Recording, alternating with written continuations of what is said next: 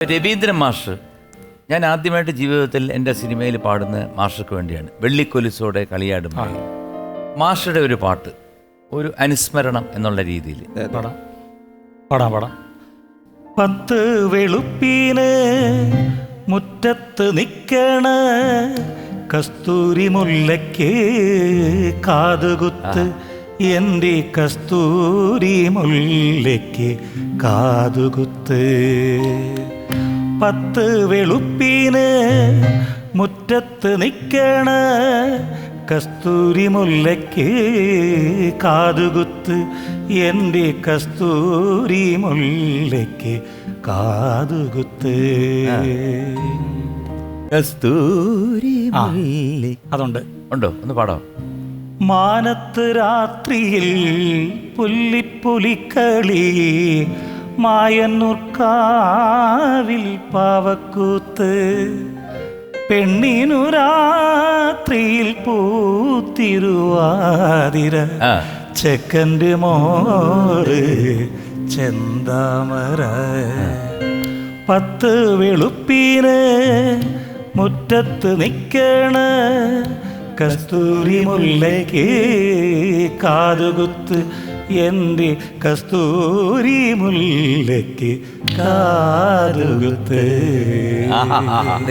Super super. ബാറി പോകാറുണ്ടല്ലേ? മാറിപ്പോറുണ്ട്. മാറിപ്പോത്തില്ല. മാറിപ്പോവാനല്ലേ, ബാറിൽ പോകാറുണ്ടോന്ന്? ഇല്ല, അവിടെ ജോലിയില്ലല്ലോ.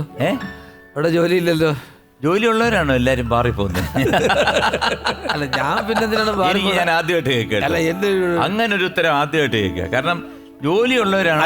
അല്ല ഞാൻ ചോദിക്കട്ടെ, ഇങ്ങനെ ഞാൻ ആദ്യമായിട്ടാണ് കേൾക്കുന്നത്. ഒരാളെ വിളിച്ചിട്ട് ബാറിൽ പോകാറുണ്ടോ? അപ്പൊ ഞാൻ ഓഫീസിൽ പോകാറുണ്ടോ, സ്കൂളിൽ പോകാറുണ്ടോ? അല്ല അത് ജോലി സ്ഥലത്ത് പോകുന്ന ഞാൻ വളരെ കൃത്യമായിട്ടൊരു ചോദ്യമാണ്. അതായത് കേരളത്തിലെങ്കിലും നിങ്ങൾ പോകാറില്ല. പിന്നെ കേരളത്തിൽ പോകാൻ പേടിയാ ബാറിൽ പോകാൻ. അതല്ലേ. പക്ഷെ അമേരിക്കയിലും എങ്ങാണ്ട് ബാറിൽ പോയിട്ട് അമ്മര് കഴുത്തിന് പിടിച്ച് കുത്തി ദൂരെ കളഞ്ഞെന്നോ, അടിച്ച് കോൺതിരിഞ്ഞ് കിഞ്ചിയായിട്ട് കിടന്നൊക്കെ. അയ്യോ, അത് വളരെ സത്യസന്ധമായിട്ടുള്ളൊരു കാര്യമാണ്. കാരണം അതാണ് ഞാൻ പറഞ്ഞത്, സത്യസന്ധമായിട്ടുള്ള കാര്യമാണ് ഞാൻ ചോദിച്ചത്. പെട്ടെന്ന് മാറി പോകണ്ടോ ചോദിച്ചത്.